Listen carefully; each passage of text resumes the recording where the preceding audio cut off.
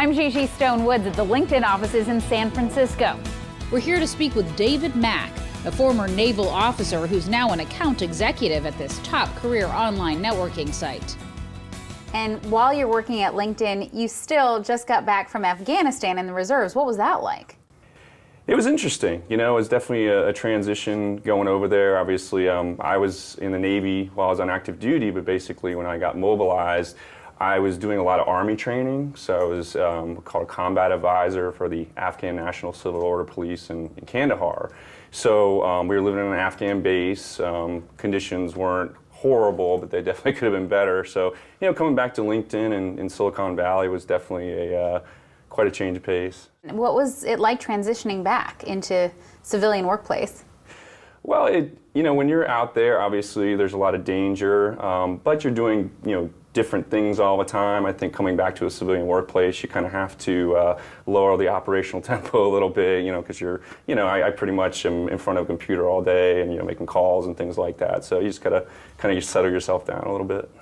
So let's say someone is in the military, thinking about leaving. They are interested in LinkedIn, but they don't even know where to begin. Where would you advise them?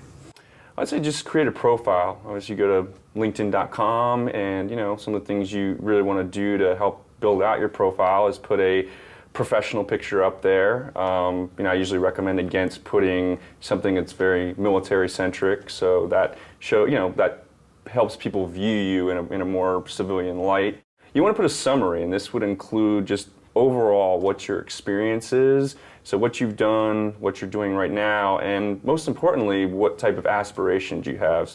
There are ways that once you enhance that profile, that companies can find out about you and recruiters can find out about you, right? Mm-hmm, absolutely. So, you know, LinkedIn is a very sophisticated data company. So the algorithms we have really, search kind of the underlying data to target you with relevant information. So, for example, when you build out your profile with everything, you know, we're going to target you with relevant news that, you know, deals with your experience, your background, your interests.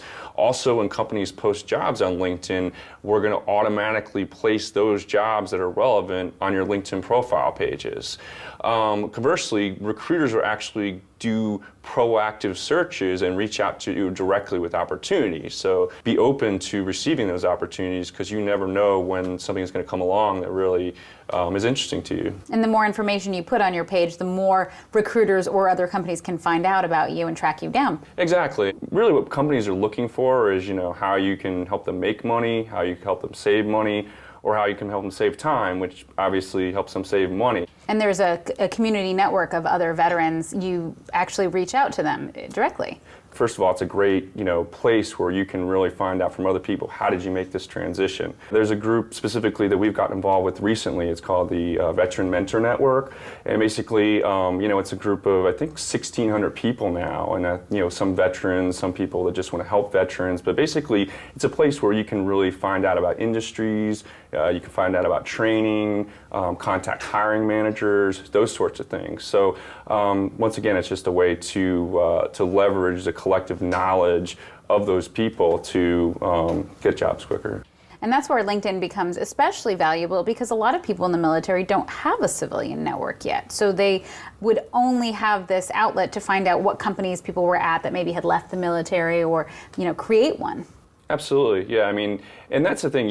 I think it's good to leverage veterans who have transitioned into corporations. And the big thing when you're networking with people, especially on a tool like LinkedIn, where you're not meeting them in person, is to try to get a commonality. Find a commonality with them, whether it's being in the military or maybe you have a specific hobby, and then you can lead into a question of, hey, I'm looking to break into this career field. Do you have any tips for me? I think it's better than directly asking them for a job, but that's really where you can gain a mentor or a champion for you. If someone was utilizing LinkedIn to find out more information about a company, how would they go about it? I think the first thing you can do is go to company pages. So LinkedIn company page is going to give you a lot of information about what the company does, and more importantly, what it's like to work there. Because there's two different things. There's your product that the company puts out, and it's also the company culture and what the people you're working with are like, etc.